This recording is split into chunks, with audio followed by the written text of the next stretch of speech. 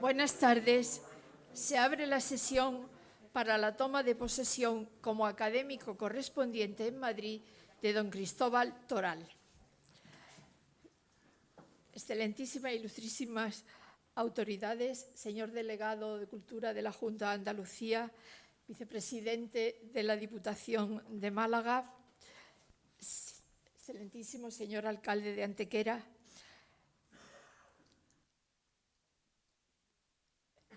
entre los correspondientes nuestros nos acompaña hoy también el señor Stanislao Liberatore, que es correspondiente en Italia y ha sido el último en tomar posesión como correspondiente antes de don Cristóbal.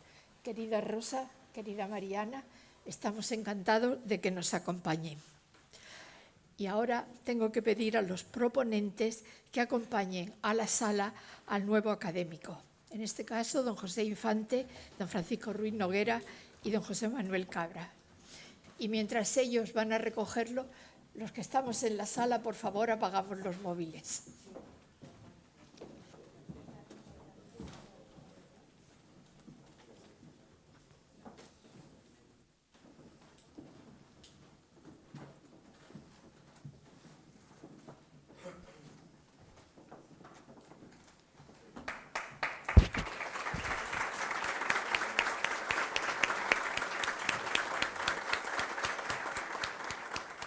Cedo la palabra al señor secretario de la Real Academia de Bellas Artes de San Telmo para que lea el particular del acta en el que tuvo lugar el nombramiento.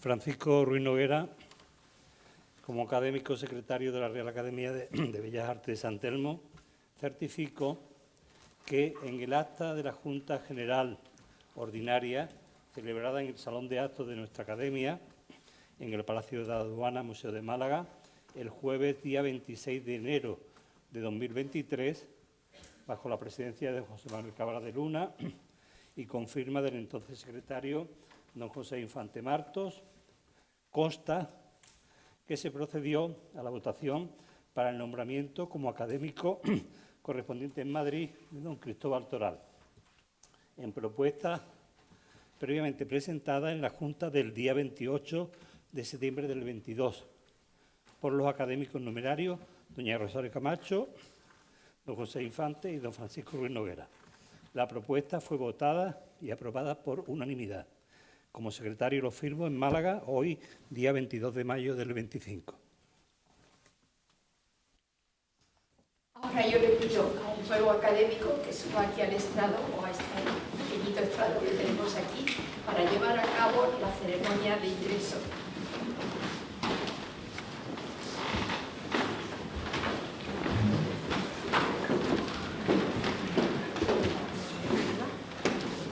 Señor don Cristóbal Toral, reciba estos símbolos en señal que desde ahora pertenece como académico correspondiente en Madrid a esta Real Academia de Bellas Artes de San Telmo y con ello asume el compromiso de fomentar la creatividad artística, así como el estudio, difusión y promoción de las artes y del patrimonio cultural, histórico-artístico y medioambiental, y muy particularmente de la pintura, la escultura, la arquitectura, la literatura, la música y las artes visuales. Nada nuevo porque sabemos que usted lo está haciendo continuamente. Sea bienvenido a nuestra casa. Muchas gracias.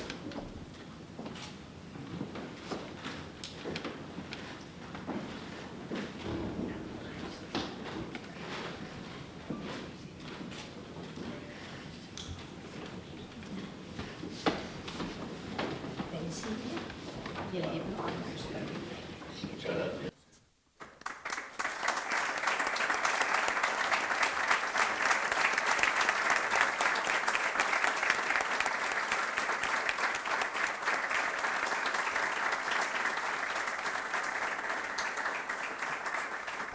Ahora me cabe el honor de darle la palabra para que pronuncie su discurso de entrada en esta academia. Muchas gracias. Prefería hablar en el atril, ¿no?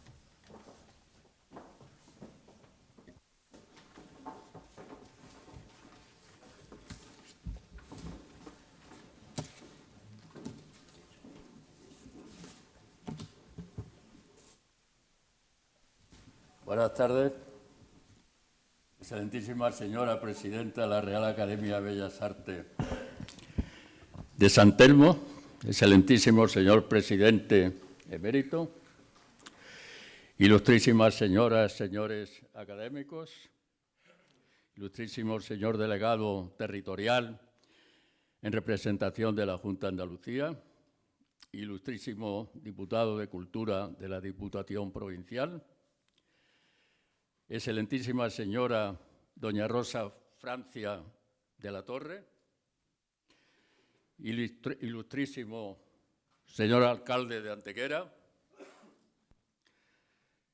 ilustrísimo secretario de la Real Academia de Nobles Artes de Antequera, autoridades, señoras y señores, queridos amigos. No sé si esto está en condiciones o no. Está bien, ¿no? Del campo a la pintura. Lo primero que deseo manifestar es mi profunda gratitud a la Real Academia de Bellas Artes de San Telmo por haber tenido la generosidad de elegirme académico correspondiente en Madrid. Especialmente quiero expresar con afecto mi agradecimiento a todos los académicos que me han votado por unanimidad para ser merecedor de este gran honor. Asimismo, deseo expresar mi satisfacción por el hecho de que este nombramiento se haya producido en Málaga, una ciudad que ha tenido la sensibilidad de vincularse con el arte, para engrandecerse a nivel internacional y para bien de sus habitantes. En estos logros culturales me parece justo reconocer la extraordinaria labor de los políticos responsables de la ciudad y también el buen hacer de todos los malagueños.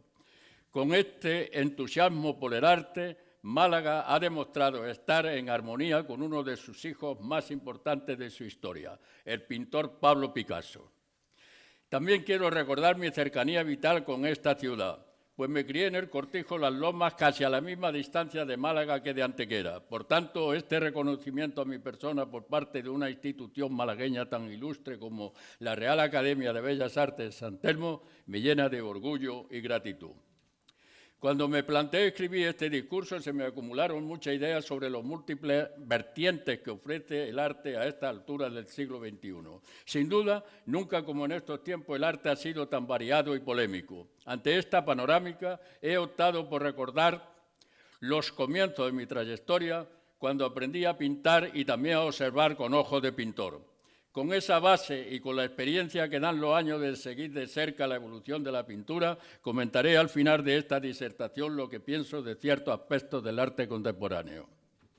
En este tipo de actos suele ser habitual que el protagonista recuerde con cierta tristeza que los premios y agasajos se producen cuando ya es uno viejo. En mi caso, expresar esa queja no tendría sentido, ya que yo he tenido la suerte de recibir los éxitos y reconocimientos desde que era un adolescente. Dicho así, no quisiera ser malinterpretado y parecer un presumido. Por tanto, tengo que aclarar que me estoy refiriendo a unos éxitos muy personales vinculados a mis circunstancias humildes, incluso algunos sin relación con mi trayectoria artística. Por ejemplo, cuando era mozalbete, me contrató el encargado del Cortijo Las Lomas para segar los trigos y cebadas.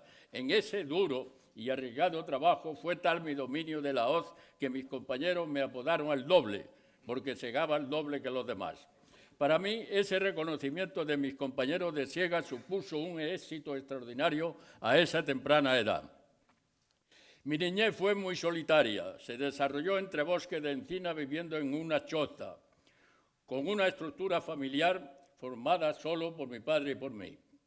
No tuve acceso a colegios, ni tampoco posibilidades de relacionarme con niños de mi edad. Sin embargo, siempre he pensado que como compensación a ese aislamiento tuve la enorme suerte de vivir acompañado por la naturaleza durante muchos años.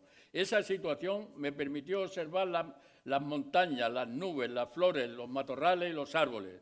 Pude convivir con la cercanía de las aves a las que me encantaba ver volar. Me llamaba la atención la variedad de nubes que surcaban el cielo. Llegué a distinguir perfectamente cuando eran de frío, de borrasca o de tormenta. Me sobrecogía observar las estrellas y ver la luna, deslizarse entre las nubes.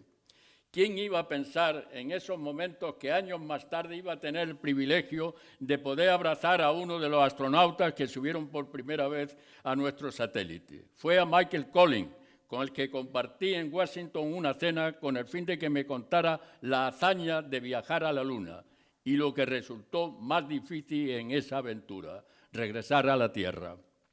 Ahora, con la perspectiva que dan los años, pienso que al contrario de los niños de mi edad que estudiaron en las aulas de los colegios y conocían la realidad a través de libros y pizarras, yo tuve la ventaja de conocer y convivir con la naturaleza.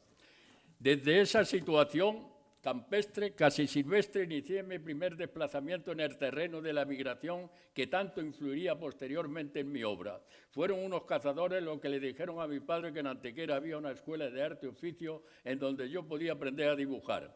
Entonces decidimos comprar una bicicleta para poder desplazarme por las noches desde el Cortijo a las Lomas Antequera. En esas clases de dibujo que dirigía don Emilio del Moral conseguí los primeros premios.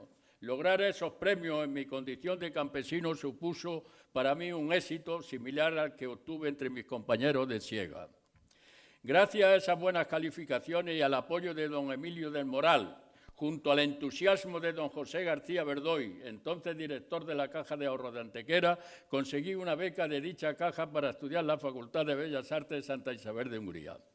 Trasladarme a Sevilla, ya no en bicicleta, sino en tren, supuso para mí un gran salto en mi inicio migratorio. Durante mi estudio en Bellas Artes sobresalí como alumno, consiguiendo las mejores calificaciones y premios, aunque en Sevilla lo pasé francamente mal, hospedado en el Hospicio Provincial, en donde llegué a pasar por primera vez en mi vida hambre. Mi tercer salto migratorio se produjo cuando me trasladé a Madrid. Yo quería estar cerca de Velázquez, del Greco, de Goya. Por eso, a mitad de la carrera, cambié la matrícula a la Facultad de Bellas Artes de Madrid, en donde terminé los estudios con extraordinarias calificaciones, por lo que me fue otorgado el Premio Nacional Fin de Carrera.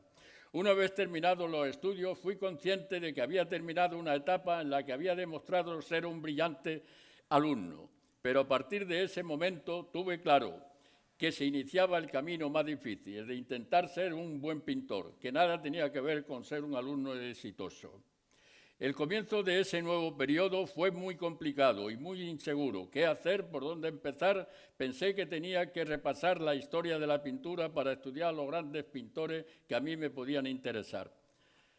No podía evitar mi atracción por Velázquez, por Rembrandt, el Greco, Goya, pero claro, esos maestros pertenecían a otra época. Observé a artistas más cercanos, a Van Gogh y a Chagall.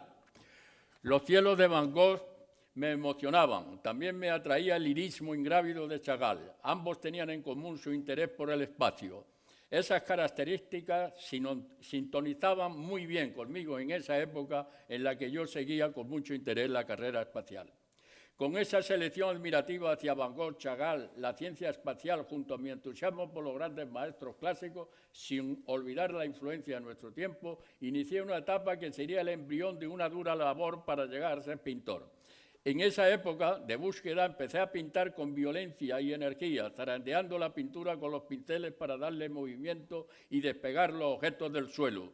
Diríase que hacía algo similar a lo que pretendía la ciencia espacial en esos momentos, pero con la diferencia de que yo utilizaba un manojo de pinceles, mientras que Wernher von Braun ensayaba con potentes cohetes para despegar a los astronautas de la Tierra. Sin embargo, en esa carrera me adelanté a la NASA, pues antes de que los astronautas se lanzaran al espacio, yo ya había puesto en órbita en 1965 las Meninas de Velázquez, con mi obra titulada La Ascensión de las Meninas.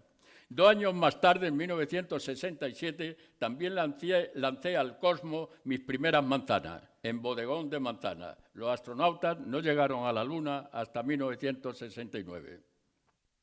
En esas fechas coincidía en Madrid con mis colegas informalistas, que eran algo más mayores que yo. Ellos no se interesaron por la Luna ni tampoco por la ingravidez. Fueron más directamente al grano y a lo que ya estaba definido como vanguardia. Antonio Saura se informó muy bien de cómo pintaba Jackson Pollock en Estados Unidos. Manuel Millares conoció la arpillera de Alberto Burri en Italia. Y los demás informalistas de ese periodo no perdieron de vista lo que hacía Pierre Soulages en Francia. Sin duda alguna, en la España de esos años, la vanguardia pictórica fue importada y curiosamente promocionada por el régimen franquista de la mano del habilidoso comisario Luis González Robles. Mientras tanto, yo seguía pintando con entusiasmo y vehemencia, tratando de agitar los objetos pintados para darles movimiento. Me estoy refiriendo a finales de los años 60, justo cuando consigo una beca de la Fundación Mars para ampliar estudios en Nueva York. Trasladarme a Nueva York supuso mi cuarto salto migratorio. Esta vez ya no fue en bicicleta ni en tren, sino viajando por el espacio en avión. Por cierto, ese primer viaje hice el vuelo en cabina acompañando al célebre y experimentado piloto Hermenegildo Menéndez. Hay que recordar que en esa época no había tanto control en la seguridad y yo conseguí a través de las azafatas pasar a cabina y acompañar a los pilotos para así sentir mejor la sensación de volar por el cosmos. Algunos comandantes me invitaban a quedarme con ellos para ver el aterrizaje. En la ciudad de los rascacielos me encontré fundamentalmente con tres estilos predominantes: el abstracto, con figuras tan potentes como Willem de Kooning o Mark Rothko, el formado por los pintores del nuevo realismo americano, el más destacado sin duda Edward Hopper, y por último el movimiento pop art capitaneado por Andy Warhol, Robert Rauschenberg, Jasper John y Roy Lichtenstein. Ante este panorama estético tenía que reflexionar para posicionarme en coherencia conmigo mismo. Me encontraba en una situación similar a la que experimenté cuando terminé los estudios en Bellas Artes 5 años antes. También en ese momento era consciente de que tenía que iniciar un tiempo nuevo.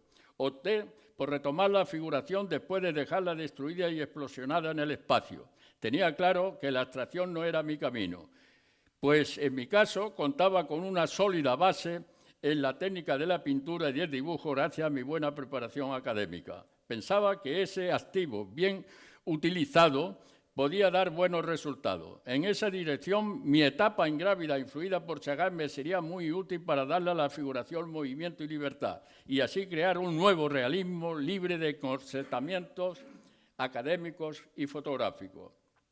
Con esas bases y con un importante añadido, la imaginación, conseguí alejarme del realismo fotográfico americano de esa época y también del realismo academicista que en esos momentos los llamados López estaban desarrollando en Madrid. En esos tiempos, ahora también, Nueva York era una ciudad muy difícil, sobre todo para un pintor. Eran muy pocos los artistas españoles que conseguían exponer en una buena galería. En esos años solo recuerdo a dos, Antonio Tapie y Juan Genovés. A mí me costó mucho esfuerzo entrar en la Stanford Gallery, una de las galerías más prestigiosas de la ciudad con la que estuve exponiendo muchos años. Mi primera exposición la hice en 1972 y tuvo un gran éxito y repercusión, hasta el punto que el mítico crítico John Kennedy escribió en el New York Times un elogioso artículo en el que decía que Diego Velázquez me hubiera felicitado al ver algunas de las obras expuestas. Esa buena acogida de mi obra en Nueva York me animó mucho y mi ritmo de trabajo, que ya era intenso, se acrecentó aún más. Empecé a preparar la siguiente exposición para 1973 en la misma galería, al mismo tiempo que iniciaba obras nuevas para una muestra en la Galería Biosca de Madrid, que se haría en 1974. Ambas exposiciones fueron muy exitosas. En la de Madrid se vendió todos los pocos días de inaugurarse. Don Aurelio Biosca, el dueño de la galería, confeccionó una lista de espera de más de 50 coleccionistas interesados en adquirir obras. Doy estos detalles para poder decir algo interesante en estos tiempos de mercantilismo. De esos encargos no hice ni uno solo.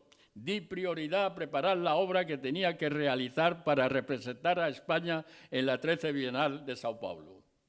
En esa Bienal ocurrieron algunos acontecimientos que considero interesante recordar. La Bienal se celebró en 1975, coincidiendo con las ejecuciones del proceso de Burgos, que provocaron internacionalmente reacciones muy contundentes contra el régimen de Franco. El jurado de la Bienal se posicionó en esa línea de protesta y decidió vetar la participación española, arguyendo que representaba la dictadura.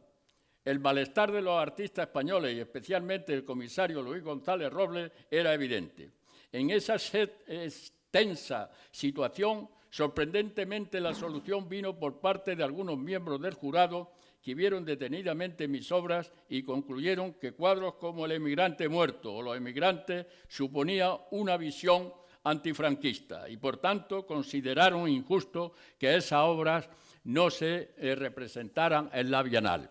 Entonces cambiaron de criterio y decidieron que España finalmente participara. Pero las sorpresas continuaron. Ese año el Gran Premio de la Bienal se lo concedieron a Jagoda Bui, una artista yugoslava. El galardón provocó muchas reacciones y el público, la crítica y los medios de comunicación protestaron enérgicamente, sugiriendo que mi obra tenía que haber sido la premiada. El descontento fue creciendo hasta tal punto que las autoridades municipales de Sao Paulo decidieron poner una urna en la entrada del recinto expositivo para que el público pudiera votar a su artista favorito. Para mí fue muy grato que mi obra fuera la más votada, con una diferencia muy notable con respecto al segundo clasificado. Hasta estas líneas he intentado, como han podido apreciar, describir un recorrido autobiográfico que, para no alargarlo en esa dirección, doy por finalizado en 1975 con mi participación en la Bienal de Sao Paulo. Esa primera etapa, que tuvo su inicio en la Escuela de Arte y Oficio de Antequera en 1958, fue fundamental para mi formación como pintor. En esos años aprendí a pintar y a observar, y también a conseguir algo muy difícil en esta profesión: posicionarme para poder vivir de la pintura. Obviamente nunca se termina de aprender a pintar y a observar. Por eso, aunque haya acotado ese periodo de tiempo hasta 1975, desde esa fecha he continuado con la misma pasión de aprender algo todos los días. Goya, en los últimos años de su vida, afirmaba que seguía aprendiendo. En ese sentido, las referencias que haré a continuación sobre la realidad, la naturaleza, la pintura, son fruto de haber continuado observando en profundidad todo lo que vemos. En general, este ejercicio visual es muy importante para andar por la vida, pero para la creatividad de un pintor, escritor o poeta es esencial. El poeta y escritor Arturo Graf afirmaba que tiene mejor conocimiento del mundo no el que más ha vivido, sino el que más ha observado. Uno de los mejores aprendizajes para un pintor es contemplar la obra de otros creadores. André Malraux afirmaba que toda obra de arte nace en otra obra de arte. Esta frase puede parecer exagerada, pero cuando se comprueban los numerosos ejemplos de influencia en los grandes maestros, no lo es tanto. Recordemos las miradas de Picasso en dirección al arte africano, a su mirada, o su inspiración en algunas obras de Degas, la influencia que ejerció Goya en Manet o Velázquez en el propio Goya. En este marco de complicidad destacan los d'après, que suponen la interpretación sobre una obra concreta de otro artista. Por ejemplo, Picasso hizo 58 versiones sobre las Meninas. Pero sin duda alguna, la fuente de inspiración más potente para los creadores es la realidad que lo engloba todo, desde la naturaleza a la imaginación, incluyendo la condición humana con sus singulares comportamientos. Federico García Lorca afirmaba que la imaginación está limitada por la realidad. No se puede imaginar lo que no existe. Francis Bacon decía que él era un pintor realista y añadía que también hay realidades interiores. Incluso los pintores abstractos también parten de la realidad. Hay pintores abstractos cuyas obras son tan fieles al mundo microscópico celular que da la impresión de que solo se han limitado a copiar las diapositivas de un laboratorio. Sin embargo, la realidad puede ser insustancial si nos limitamos solo a copiarla superficialmente. Por tanto, hay que interpretarla, añadirle contenidos, trascenderla y transformarla en otra realidad a través de la creación artística. En definitiva, hay que transmutarla en otra cosa que llamamos arte. Goethe lo advirtió en esta frase: si yo pinto a mi perro exactamente como es, naturalmente tendré 2 perros, pero no una obra de arte. También René Magritte fue muy explícito y rotundo cuando debajo de una pipa pintada escribió: esto no es una pipa. La realidad además es infinita porque es subjetiva. Por eso un mismo ciprés pintado por varios pintores se convertiría en cipreses diferentes, probablemente sin ninguna trascendencia creativa. Pero si el mismo ciprés lo hubiera pintado Vincent van Gogh, habría creado una obra genial. Otro de sus aspectos es su diversidad, pues se presenta desde los escenarios más espectaculares a los objetos más modestos, como pueden ser unas humildes vasijas como las que pintaba Morandi. A veces el entorno de esa realidad es muy sobrio y limitado para algunos pintores, como en el caso de Lucien Freud, que se reducía a sus carnosos modelos en un estudio apenas ocupado por un camastro, un sillón, un sofá y un montón de trapos. Parecido era también el estudio de Francis Bacon con sus singulares modelos en un ambiente sobrio y desordenado. El ejemplo de estos 2 pintores demuestra que la realidad, con pocos elementos, puede transformarse en una obra portentosa y expresiva. Naturalmente, transformar lo que vemos en una obra de arte depende del talento de cada artista. Por eso, no basta con aprender a pintar, sino también hay que aprender a ser pintor. Siguiendo con la fuente de inspiración, hay que tener en cuenta que la naturaleza constituye la parte más inmensa de la existencia. Para un pintor, observar la belleza de la naturaleza supone un goce y sobre todo un manantial de aprendizaje. Leonardo da Vinci, que tanto aprendió de la naturaleza, observó que entre las montañas que veía en el lejano horizonte y el lugar donde se encontraba, se interponía algo que esfumaba el paisaje, una especie de suave niebla que él llamó atmósfera. Esta experiencia le sirvió para crear su famosa técnica del esfumato, que aplicó en su célebre cuadro de la Gioconda en 1503. Curiosamente, siglo y medio después, en 1656, Diego Velázquez pintó esa sensación de atmósfera en la estancia de las Meninas.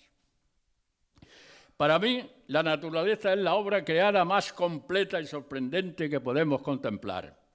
Pienso, al contrario de Oscar Wilde, que la naturaleza no necesita imitar al arte porque su esencia es distinta y su proceso creativo requiere un tiempo inconmensurable. Más bien me inclino a pensar que es el arte el que copia a la naturaleza. En este debate de quién copia a quién, concluiría afirmando que naturaleza y arte tienen mucho en común, por lo que armonizan perfectamente hasta tal punto que en muchas ocasiones confluye para crear obras extraordinarias. El mejor ejemplo lo tenemos en el cuadro La tempestad de Giorgione, para mí una de las obras más bellas que se han pintado en la historia del arte. De todas las pinturas que he podido observar en el museo y libro, creo que es el cuadro que mejor representa la simbiosis de la naturaleza y el arte. En esta obra de Giorgione uno puede percibir el olor de tierra humedecida por la lluvia de la tormenta y también el éxtasis que en la naturaleza se produce cuando es fecundada por un abundante aguacero. Este cuadro ha sido muy estudiado por los eruditos del arte, atraídos por su misterio y por lo que puede simbolizar. Personalmente pienso que la interpretación más verosímil es la relacionada con la fecundación de la tierra por una especie de semen atmosférico en forma de lluvia. En ese sentido, considero que no es casual que en la composición aparezca un caballero y una madre amamantando a su bebé, lo que representaría un paralelismo con la fecundación humana. No hay que olvidar que Giorgione vivió poco más de 30 años, que en su corta vida pintara la obra maestra de La tempestad fue un auténtico milagro. Me van a permitir que insista en mis interpretaciones sobre este misterioso cuadro. Ahora que se habla tanto del cambio climático y de las devastadoras sequías, podríamos interpretar también que lo que Giorgione pretendió con La Tempestad fue hacer un merecido homenaje a la fecundación de la lluvia, consciente de que el agua que vierten las nubes es la energía más importante que existe sobre la tierra, porque es el alimento de la naturaleza y de la vida. Quiero terminar este discurso observando otro tipo de realidades que nos depara el arte en los tiempos actuales. Sin duda, daría para mucho análisis, como ya advertía al comienzo de esta disertación.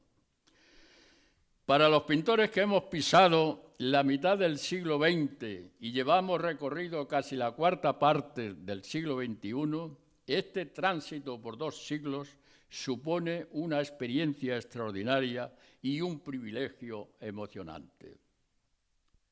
Nunca, como en este periodo de tiempo, el arte ha tenido tanto protagonismo y ha sido tan diverso, polémico y contradictorio. Por ejemplo, presentando escenarios en donde tienen lugar las libertades más atrevidas al mismo tiempo que conviven con una nueva inquisición moralista en donde no se queman a los artistas, pero sí se cancelan.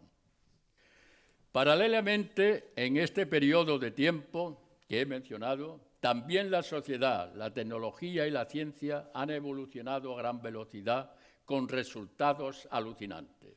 Basta un ejemplo que todo el mundo tiene a la mano para comprobarlo: encender teléfono móvil. Y por si faltaba algo, la inteligencia artificial también se empieza a instalar entre nosotros con unas perspectivas inquietantes. Lo que ocurre es que mientras la ciencia y la tecnología de los chips se basan en una precisión matemática para evitar el más mínimo error, el arte, por el contrario, se desarrolla con absoluta libertad, solo controlada por la sensibilidad y la voluntad de cada artista. Esa libertad, ese descontrol racional, es lo más bello y característico del arte. Pero cuidado, también su debilidad, porque se pueden utilizar esas cualidades como subterfugio para introducir la manipulación y abrir las puertas al mercantilismo y a las vacuas ocurrencias de muchos artistas de nuestro tiempo. Sobre esas debilidades que le da la libertad, considero oportuno recordar una entrevista que me hizo el periodista, escritor y poeta José Pulido en un diario de Caracas a finales del siglo pasado. Antes de empezar las preguntas, el periodista me hizo la siguiente introducción. En fútbol no se puede mentir. O se mete un gol o no se mete. O se juega bien o se juega mal. Los críticos de este deporte no pueden inventar goles cuando no se produce. ¿Pasa igual con el arte? En efecto, en el fútbol no se puede inventar goles, pero en arte, desgraciadamente, son más los goles que se inventan que los que se meten de verdad. En el fútbol a los árbitros se les distingue porque visten diferente a los futbolistas. Además, se les vigila rigurosamente con miles de ojos televisivos y con mecanismos que descubren cualquier duda o error. En cambio, en el arte no puede haber ese control. Los árbitros del arte son sagrados como los dioses que no se ven. Por eso los mejores goles no los suelen meter los artistas, sino, sorprendentemente, los poderes fácticos que manejan el mercado del arte. Hace unos años, los buenos críticos tenían un papel importante en la valoración de los artistas. Su criterio contaba. Ahora esa opinión que ayudaba a distinguir entre la calidad y la mediocridad prácticamente no influye. Ahora la crítica ha sido sustituida por la opinión de un nutrido grupo de damas y caballeros que han surgido como las setas en otoño.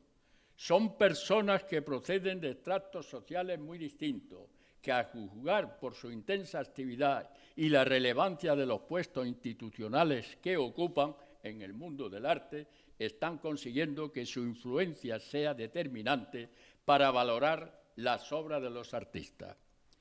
Estos expertos, entre comillas, rivalizan entre ellos para alcanzar los primeros puestos en la cúspide de lo novedoso.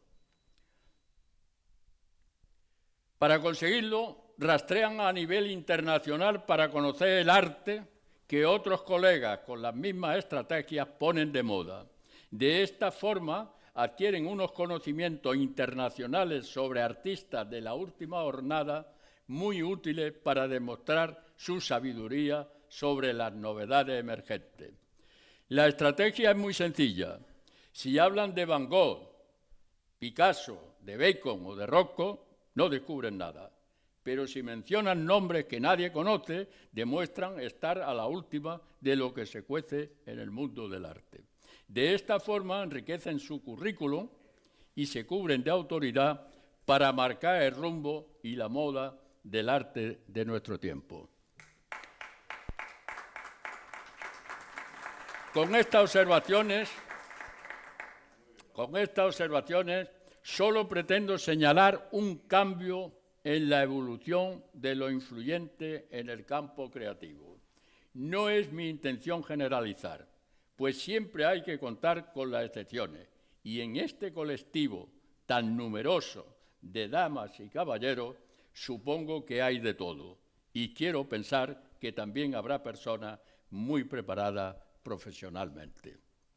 Por último, me voy a referir brevemente a la influencia de la palabra vanguardia y a otros aspectos concretos relacionados con los tiempos modernos. Vanguardia. Desde hace bastantes décadas llama la atención el agobiante uso que se hace de la palabra vanguardia en referencia al arte. Se ha convertido en la palabra mágica, en el mantra que bendice y legitima la obra de muchos artistas. Esta enérgica palabra adquiere todo su significado y plenitud cuando se aplica al arte, porque la auténtica vanguardia significa avance, búsqueda y riesgo, inconformismo y transgresión, ir por delante. En definitiva, hace de motor en la evolución del arte. Sin duda alguna, ha sido el ímpetu por el que han avanzado los pintores más grandes de la historia, empezando por Velázquez. Pero desgraciadamente hay que reconocer el deterioro y decadencia de su significado en los últimos años. Han sido muchas las voces que han afirmado que la vanguardia ya no es lo que era y, por tanto, hace tiempo que ha muerto. Yo pienso que ha muerto porque se ha academizado después de tanto degradarla y manosearla.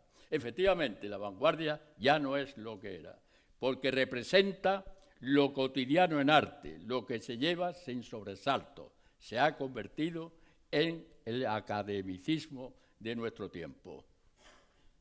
Sobre este deterioro, recuerdo el comentario de un pintor perteneciente al Grupo El Paso, refiriéndose a una feria reciente de Arco, que dijo: en definitiva, la dosis aburrida y repetidora de tanta banalidad llamada vanguardia. Voy a poner un ejemplo que ilustra bien el cambio y decadencia de su esencia.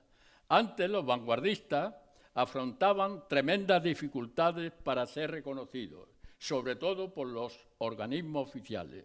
En los tiempos de las vanguardias auténticas, los vanguardistas eran despreciados por los críticos y el público, y en consecuencia no vendían su obra, lo que les acarreaba pasarlo muy mal económicamente. Vincent van Gogh, por ejemplo, pudo pintar gracias a que su hermano Theo le compraba los tubos de óleo. Sin embargo, los pintores académicos de su época sí vendían sus cuadros y vivían bien de la pintura. Ahora ocurre todo lo contrario. Los que enarbolan la bandera de las vanguardias actuales son los artistas favorecidos y los que venden su obra, consiguiendo así el mismo rango que los academicistas, a los académicos contemporáneos de Van Gogh. Como ejemplo de vanguardista de nuestro tiempo, recordaré un documental sobre arte vanguardista chino, en el que destacaban a dos artistas, Xu Yu, que aparecía mordiendo a un bebé muerto, mientras que otro compatriota bebía vino en un recipiente que flotaba un pene. Para justificarse, Xu Yu aclaraba que no hay ninguna religión que prohíba comer gente. Habría que recordar al artista chino que afortunadamente para él tampoco hay ninguna ley que prohíba la estupidez y lo patético. O como el caso de otro colega de distinta nacionalidad cuya obra consistía en vomitar en público. Obviamente son extravagancias que se evaporan rápidamente y nada tienen que ver con lo que entendemos como auténtica vanguardia. Globalización. Una característica de nuestra época es la globalización. Este fenómeno consiste básicamente en pasar de la variedad a la uniformidad. Sin embargo, considero que la globalización en arte puede ser positiva o negativa, depende de cómo se utilice. Para quien carezca de personalidad, le servirá para hacer lo mismo que hacen los demás. Esto lo podemos apreciar en miles de obras desde Nueva York a Tokio, basadas en estilos que en su momento triunfaron y que a fuerza de plagiarlo han terminado en una avalancha de arte homogéneo sin que se pueda distinguir la personalidad de sus autores. Pero la globalización puede ser positiva si se mira como una oportunidad para conocer de un vistazo todo lo que se hace a nivel mundial. Ya queda muy lejos la época en la que Velázquez tuvo que viajar a Italia para conocer la pintura italiana, aunque su ejemplo de cómo asimiló la influencia de los pintores italianos para fortalecer su personalidad sería una buena lección para tener en cuenta en estos momentos de igualdad global. El mercado. Entre todas las perturbaciones que inciden en el arte contemporáneo, quizás la más peligrosa sea la injerencia descarada del mercado en la valoración de las obras. Hemos llegado a una situación en la que el arte se aprecia por su valor mercantil y sus posibilidades de negocio. En alguna ocasión he afirmado que si Vermeer viviera en nuestra época sería un fracasado. Me lo imagino diciéndole a un poderoso galerista que solo podría pintar como mucho 2 cuadros al año. Ahora, las galerías que dominan el mercado buscan pintores que pinten como mínimo 200 cuadros anuales y que sean relativamente jóvenes para que les compense promocionarlos. Los ejemplos de esta estrategia de negocio serían interminables. Recientemente he leído en un prestigioso medio que los jóvenes creadores alcanzan precios millonarios, pero son los grandes especuladores quienes acaparan los beneficios. Un ejemplo. Larry Gagosian, el galerista más poderoso del mundo, ha fichado a la joven canadiense Anna Bellan, de 27 años. Esta pintora vendió en 2020 su cuadro titulado Tiempo de estío en $12.000. Poco después, con el respaldo de Gagosian, la misma obra la vendió en Christie's por $1,500,000. El arte se ha convertido en un negocio, en una empresa multinacional orientada a la producción y al beneficio, manejada por empresarios expertos en los entresijos de galeristas, salas de subasta, ferias de arte, museos, comisarios y millonarios coleccionistas. Estos empresarios del arte cuentan con obras de grandes maestros para prestigiarse y dar credibilidad a la oferta de sus jóvenes artistas, y así lanzarlo al mercado como marca de prestigio de la misma forma que las fábricas de coches lanzan sus novedades.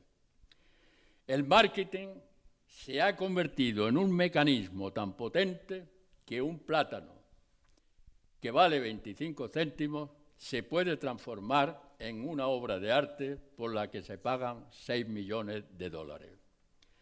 Personalmente considero que este ejemplo debería ser suficiente para desconfiar del marketing, porque demuestra que no sirve para evaluar la calidad de las obras de arte, sino más bien para legalizar los timos millonarios. La descarada injerencia del mercado, convirtiendo el arte en un valor de bolsa, está introduciendo mucho desconcierto en general, pero en particular entre los jóvenes artistas que se alejan de las referencias de los grandes maestros y, en cambio, son atraídos por los triunfadores que el marketing promociona. Malinchismo, estoy ya terminando. Otra de las características que llama la atención, sobre todo en nuestro país, es el malinchismo. Se trata de un término mexicano que describe un fenómeno de preferencia por lo extranjero en detrimento de lo nacional. Sin duda, los que más han hecho y siguen haciendo por esa prioridad extranjera son ese grupo de damas y caballeros a los que ya me he referido. Ese colectivo de personas influyentes en el mundo del arte se afanan en promocionar lo foráneo. Supongo que lo hacen porque les da prestigio demostrar sus conocimientos sobre artistas extranjeros y también porque les ayuda a relacionarse internacionalmente. Geográficamente, tenemos ejemplos muy cercanos. Nuestros CAS, Centros de Arte Contemporáneo, lo demuestran hasta el punto que algunos de sus directores han sido condecorados en Reino Unido por su promoción a los artistas ingleses. Estas políticas culturales de proyección de lo extranjero es lo contrario de lo que suelen hacer otros países. Me voy a referir solo a dos modelos, el de Estados Unidos y América Latina. El primero, a través de los directivos del MoMA de Nueva York, supieron elegir y aprovechar el momento para adquirir en la primera mitad del siglo XX obras de los mejores artistas europeos, empezando por Van Gogh, Cézanne, Matisse, Picasso, etc. Pero en lugar de seguir mirando a Europa, a partir de los años 50, el genial galerista Leo Castelli, una vez que consiguió gran prestigio exponiendo a los mejores artistas europeos, enfocó su objetivo en revalorizar a los artistas americanos. Leo Castelli hizo un esfuerzo titánico para promocionar a Robert Rauschenberg, Roy Lichtenstein, Andy Warhol o Jasper John, llegando incluso a presionar en ámbitos de influyentes bienales. Su labor, junto a la de otros importantes galeristas, mecenas y al apoyo de las instituciones oficiales, dio unos resultados espectaculares, convirtiendo a Estados Unidos en un referente mundial del arte. En la misma línea, es ejemplar la labor que en América Latina están desarrollando muchos galeristas, coleccionistas y amantes del arte para dar a conocer a su artista. Una promoción que se centra especialmente en Estados Unidos y en Europa. Entre las personas que luchan y lucharon por engrandecer a su artista y el arte sudamericano, me parece justo destacar el nombre de Sofía Inver, la gran dama que creó y fundó el Museo de Arte Contemporáneo Sofía Inver de Caracas, que por su relevancia le llamaban el MoMA de los sudamericanos. Desgraciadamente el chavismo, en lugar de premiarla, arrasó el museo y a la señora Inver también. Ese afán de algunos países en defender y promocionar su arte es admirable. Saben aprovechar las oportunidades que le brindan las instituciones de otros países para exponer a sus creadores. Como ejemplo, en las fechas que comencé a escribir estas líneas, se inauguraba en el CAS de Sevilla una colectiva de pintores latinoamericanos. En cambio, en la España de Velázquez, el Greco, Goya, Picasso, desgraciadamente no se activa el afán de defender a nuestros artistas. La imparable creatividad. A pesar de las perturbaciones que he descrito en el mundo del arte, quiero terminar este discurso con una llamada al optimismo sobre el presente y el futuro, porque estoy seguro de que en los tiempos venideros seguirán surgiendo grandes maestros de la pintura, por muchas dificultades que se interpongan en el camino. Lo hemos comprobado a lo largo del tiempo, con Goya, que nació en un humilde pueblo en un momento convulso de la historia de España, con las dificultades anímicas y económicas de Van Gogh, con Velázquez, que pintó las meninas en los ratos libres que le quedaban después de servir al rey. Muchas gracias.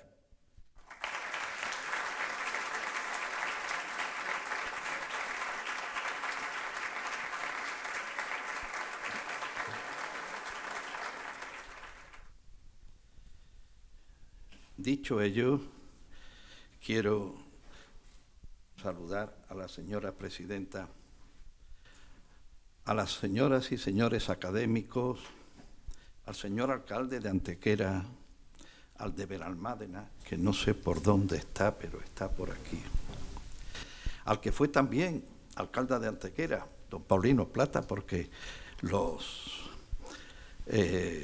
alcaldes me parece que les ocurre como a los ministros, una vez que lo han sido ya no dejan de serlo. Cosa distinta es que ejerzan con más o menos poder.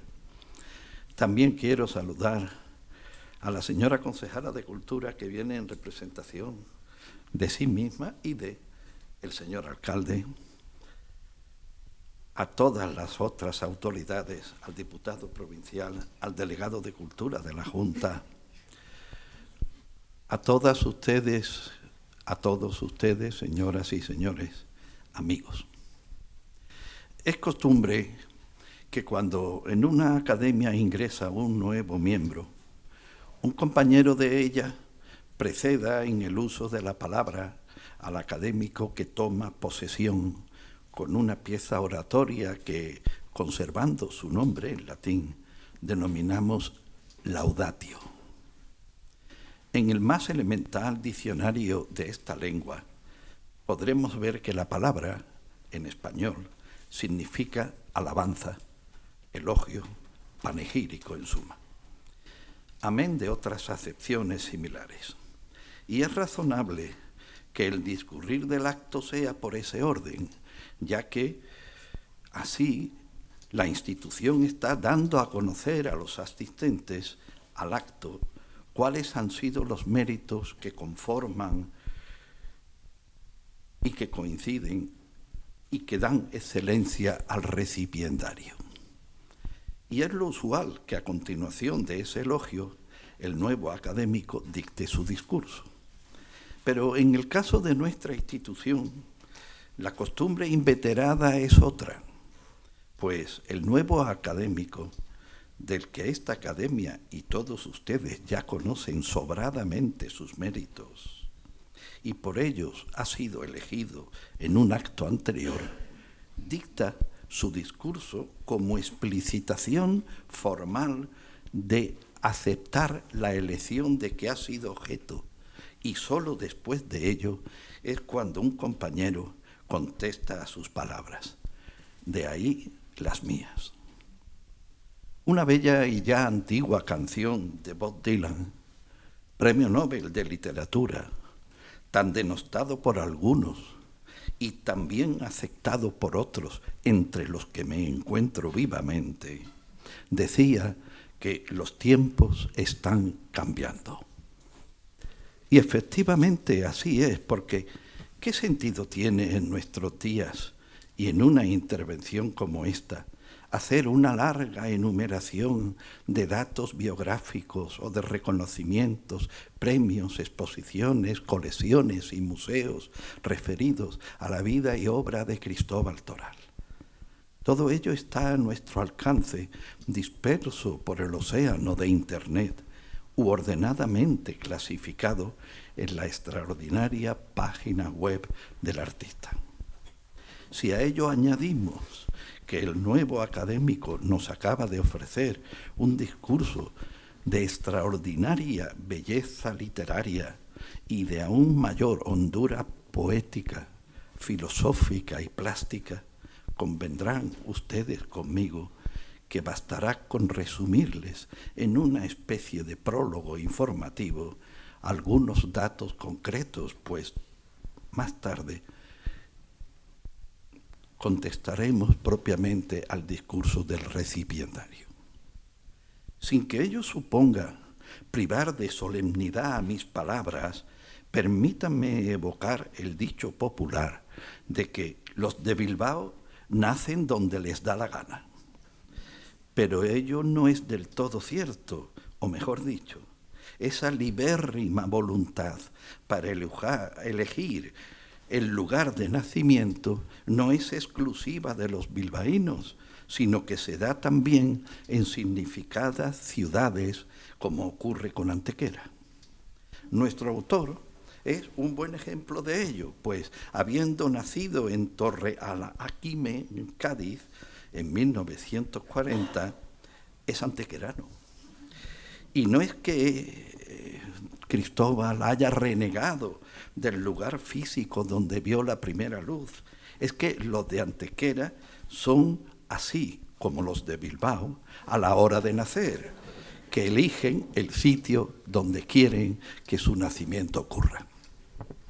Su formación, tan sinceramente y tan hondamente narrada por el nuevo académico en los inicios de su intervención, emociona. Y emociona porque en ella se evidencia una vida de sacrificios, de renuncias y sobre todo de soledades.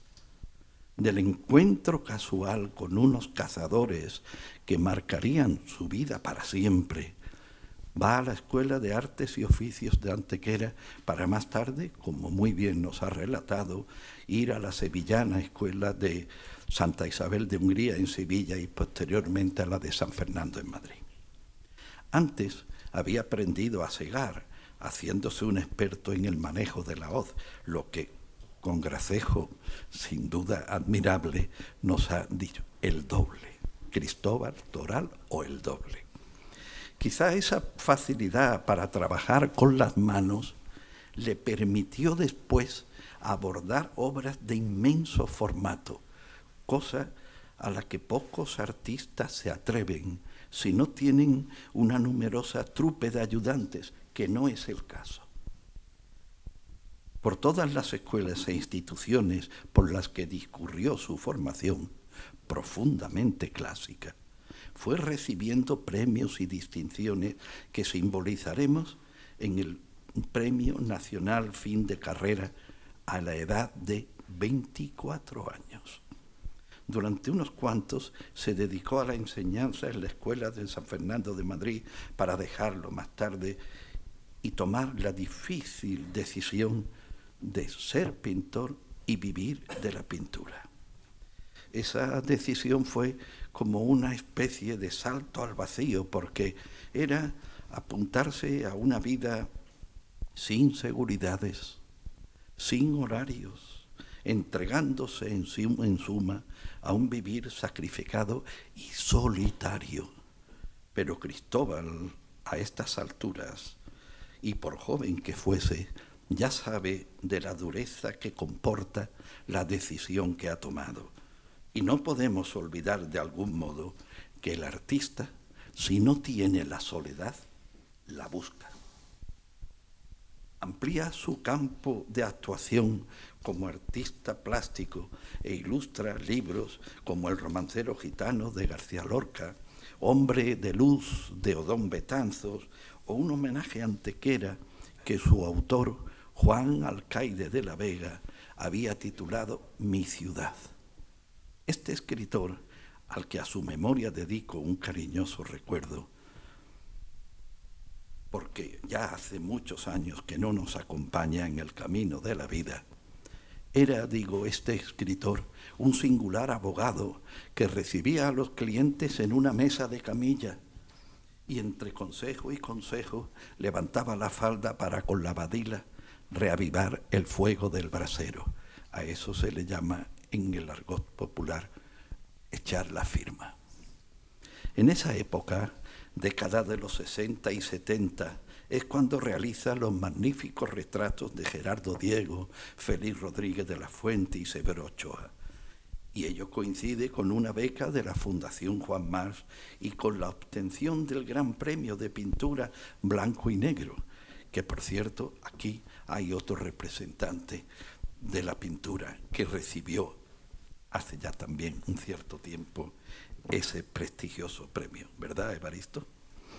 Resuelve por entonces Cristóbal, nuestro nuevo académico, establecerse en Nueva York. Valiente y difícil decisión, pero que le abrirá definitivamente la puerta al complejo mercado internacional. En 1978, cuando ya lleva más de 10 años en la Gran Manzana, el Ayuntamiento de Antequera nombra hijo predilecto, hijo de la ciudad, a este antequerano de Torreal, Aquime.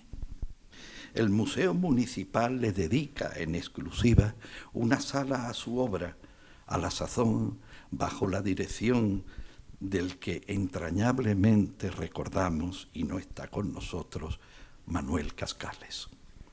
Participa en las grandes ferias internacionales de arte, como la FIAC de París, Arco o la Feria Internacional de Arte de Colonia, y en otras muchas más.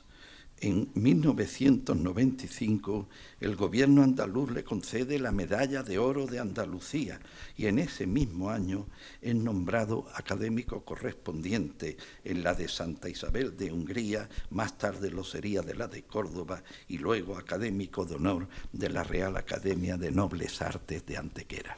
Hoy representada aquí, puesto que su presidente no puede acompañarnos, por su secretario, señor García Verdoy, nieto de aquel cazador que descubriera a Cristóbal Toral. Y creo que no es baladí recordar aquí y ahora que a Jorge Luis Borges nunca le fue otorgado el Premio Nobel de Literatura. Y traigo a colación ese injusto olvido porque tampoco es comprensible que nuestra academia haya tardado tanto tiempo en reconocer la excelencia del malagueño por antequerano, Cristóbal Toral, nombrándole académico correspondiente en Madrid. Pero el dios Cronos, deidad romana del tiempo, ha sido generoso con él porque le está regalando, para alegría de su pintura y de todos nosotros, una larga vida, y con ella concediéndonos la ocasión de reparar ese silencio de años, lo que felizmente hoy hacemos celebrando su entrada en nuestra corporación como académico. Porque bien que se le puede aplicar a Cristóbal Toral la frase de Leonardo da Vinci en su cuaderno de notas: la vida bien aprovechada es larga. Así está siendo para nuestro nuevo académico, un hombre que de la mano de su padre descubre el mundo a través de la naturaleza y que convierte a la tierra, a los árboles, a la más humilde brizna de hierba en sus naturales maestros primeros. De un aprendizaje virgiliano nos ha hablado nuestro protagonista, con frase que, desgraciadamente, para muchos, hoy no les dirá nada. Luego, ese niño, privilegiadamente hábil con la mano, agradecería y aprendería a convivir con Velázquez, con el Greco, con Giorgione o con Chagall, como tan bellamente nos acaba de contar. Pero recordemos en este momento algunos nombres, solo unos pocos, de los escritores y críticos que han glosado su obra. La cita de todos, o siquiera fuese de un puñado de ellos, haría inagotable y perversamente larga estas palabras. Nos remitiremos a Camilo José Cela, a Fernando Arrabal, a Marco Ricano Barnatán, Francisco Calvo Serrayer, José Camón Aznar, Antonio Campoy, Juan Manuel Bonet, Blanca Berazategui, José Luis Castillo Puche, Juan Cruz, Gerardo Diego, Miguel Fernández Brazo, Fernando Ubici, Luis López Anglada, Simón Marchán Fid, Francisco Nieva, Tomás Paredes, Severo Sarduí, Javier Tusell y Mario Vargas Llosa, concluyendo con el malagueño que hoy tenemos la suerte de que nos acompañe, profesor de filosofía, crítico y ensayista de arte, Sebastián Gámez Millán, comisario de la exposición que el nuevo académico realizó en el entonces CAC Málaga en sus salas de La Coracha entre verano y otoño de 2022. Antes de pasar a lo que considero es la segunda parte de mi intervención, quiero dejar breve reseña de algunas colecciones, museos y centros de arte en los que podemos encontrar obras del nuevo académico. Me refiero a las colecciones Iberia de Madrid, la Rothschild de París, la de la Biblioteca Nacional de Madrid, la Fundación Unicaja de Málaga, las de las Diputaciones de Barcelona, La Coruña, Málaga, la de don Ladislao Ascona en Madrid, la del Centro de Arte Reina Sofía de Madrid, la de la Real Academia de Bellas Artes de San Fernando, la del Salomón Guggenheim de Nueva York, la del Smithsonian Institute de Nueva York, la del Artium Centro, Museo Vasco de Arte Contemporáneo en Vitoria y la nombrada ya por nuestro académico de Sofía, Centro Sofía Inver de Pintura. Como no he querido incurrir en aquello que denuncié al principio, es decir, convertir esta contestación en una inacabable lista de nombres, lugares, fechas, méritos, me referiré ahora a aquellas partes del discurso que contesto en las que el artista Cristóbal Toral reflexiona sobre el hecho de pintar y sobre cómo la pintura le ha llevado a tener su lugar en el mundo y de qué manera lo ha hecho. Como Cristóbal Toral es un artista que ha desarrollado, él lo ha explicitado bien, su obra a caballo entre la segunda mitad del siglo XX y la primera cuarta parte del XXI, se tuvo que enfrentar en los inicios de su madurez con el gran dilema pictórico de su tiempo que balanceaba entre la abstracción y lo real. Nos ha dicho en su discurso que cuando llega a Nueva York se encuentra con tres estilos predominantes: el abstracto, Wilhelm de Kooning, Rothko, el nuevo realismo americano que simboliza en Hopper y con el movimiento que todo lo impregnaba, el pop art de Warhol, Rauschenberg, Jasper John o Lichtenstein. Quizá por su formación, que hemos señalado como profundamente clásica, y por su extraordinaria facilidad para el dibujo, es decir, para construir mundos de realidad plástica, nuestro académico sabe que la abstracción no es su camino. Pero al tiempo no quiere encadenarse a un realismo alicorto, hay que volar. De ahí su relación con Chagall, quien, sin abandonar la apariencia real de las cosas, las lleva a un espacio distinto y ahí las libera.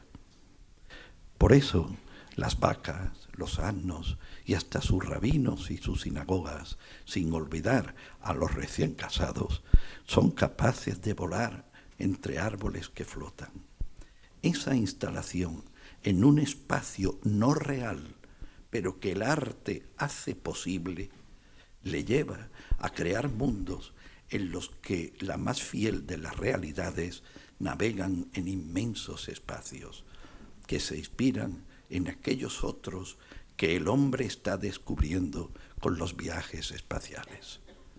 Pero todo ello lo pinta Toral recurriendo a una severa paleta española, la de los clásicos más conspicuos.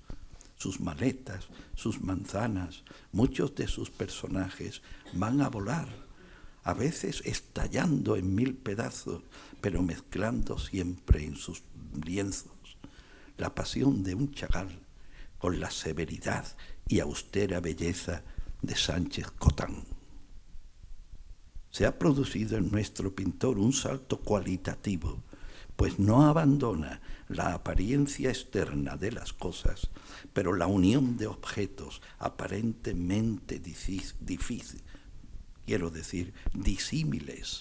la colocación de los elementos compositivos en espacios que la lógica nos dice imposibles, pero ello le dará alas para conformar un mundo diferente y una plástica distinta a las usuales que le liberan. Él nos ha hablado de encorsetamiento académico y fotográfico. El ya desaparecido Javier Tussell lo llamó la insobornable independencia de un realista. Y creo que viene muy al hilo en este momento de mi disertación recordar la proposición 2.022 del Tractatus Logico-Philosophicus, obra crucial de la filosofía del siglo XX, de Ludwig Wittgenstein, al decirnos: es claro que por muy diferente del real que se imagine un mundo, debe tener algo, una forma en común con el mundo real. Admira ver cómo esta afirmación del filósofo austriaco entronca de lleno con lo que nos enseña el ya citado Leonardo en su obra Cuaderno de Notas, cuando nos dice cómo hacer para que un animal imaginario aparezca natural. Sabemos que no podemos pintar animal alguno sin que tenga sus miembros de tal forma que guarden alguna semejanza con la de otros animales. Si queremos hacer que uno de los animales imaginarios aparezca natural, por ejemplo, un dragón, tomemos por cabeza la de un mastín, por ojos los de un gato, por orejas las de un puercoespín, por nariz la de un galgo, por orejas la de un león, por sienes las de un gallo viejo y por cuello el de una tortuga de agua.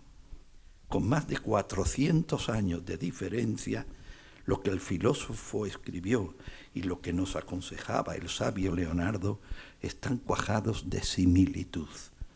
El mundo, lo real, es lo que es, sea macroscópico o microscópico.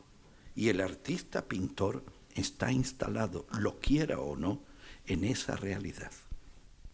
Una realidad que puede estar en la imagen completa de una pared, o en un desconchón de ella, en una maleta, o en una acumulación de bolsas de viaje, y hasta en un humilde pliegue de la más pequeña, que si no lo observamos detenidamente, nos pasará inadvertido. Por eso, nuestro académico nos habló al comienzo de su intervención de los dos soportes imprescindibles para su formación, del que más tarde sería su oficio: aprender a pintar y aprender a observar con ojos de pintor. Lo primero es la técnica, que en el caso del nuevo académico lo fue con absoluto dominio. Lo segundo es la posición del espíritu, pues un paisaje no será visto de la misma manera por un agrimensor que por Giorgione cuando se dispuso a pintar La Tempestad. Mas, ¿qué ocurre cuando el pintor observa con ojos de pintor? Pues que ve otra cosa, porque donde los demás ven una escena compuesta por personajes, objetos o accidentes naturales que le cuentan una historia, el pintor ve masas de colores, un conjunto estructurado o no de los elementos compositivos, y en su imaginación se atreve a añadir lo que se entiende o lo que él entiende que se necesita, o a eliminar lo que decide que está sobrando. De ahí que el mirar del pintor es otro, da lugar a realidades ya referidas como el esfumato de Leonardo o la transparencia del cielo madrileño de Velázquez. Y es que, como dijo el poeta francés Paul Eluard, hay otros mundos, pero están en este. El artista pintor es un descubridor de esos otros mundos y cuando no los encuentra, los crea. Cristóbal se ha pasado la vida pintando mundos, buscándolos, y cuando no los ha encontrado, dándoles vida desde su imaginación, pero siempre sin olvidar lo que dijeron el filósofo y el sabio renacentista, con una firme apoyatura en el mundo real, lo que es muy importante, inspirándose muchas veces en las obras de pintores admirados, los ya por él citado Dapré. Quizá por esa insobornable independencia que con tanto esfuerzo ha cultivado, Cristóbal Toral ha mantenido una firme crítica contra el mundo del arte, contra sus múltiples frivolidades, contra la interesada confusión de muchos artistas para mezclar ocurrencias con obras artísticas, contra un mercado tantas veces artificialmente creado con primacía de lo económico y olvido de lo profundamente artístico, hasta alcanzar auténticos fósiles académicos. Y no podemos olvidar que digo esto en una academia por la que entiendo se me permitirá y reconocerá cuánto de verdad y con cuánta verdad lo digo. Y ya concluyo, porque por admirativa que sea mi intervención, que lo es, no debe extenderse más. Poca cosa son las palabras para referirse a la pintura, pues el lenguaje plástico habita otros territorios diferentes que el verbal, y por eso les invito a que gocen la obra pictórica y escultórica de un gran artista, nuestro protagonista de esta tarde, un hombre de niñez virgiliana que en el camino de la vida ha sabido llegar a una comprensión cosmopolita de ella, cosmopolita por universal, y ha sido a través del arte como lo ha conseguido. La Real Academia de Bellas Artes de San Telmo, de Málaga, te recibe con respeto y con gozo y te da la bienvenida con toda emoción a su seno. Muchas gracias.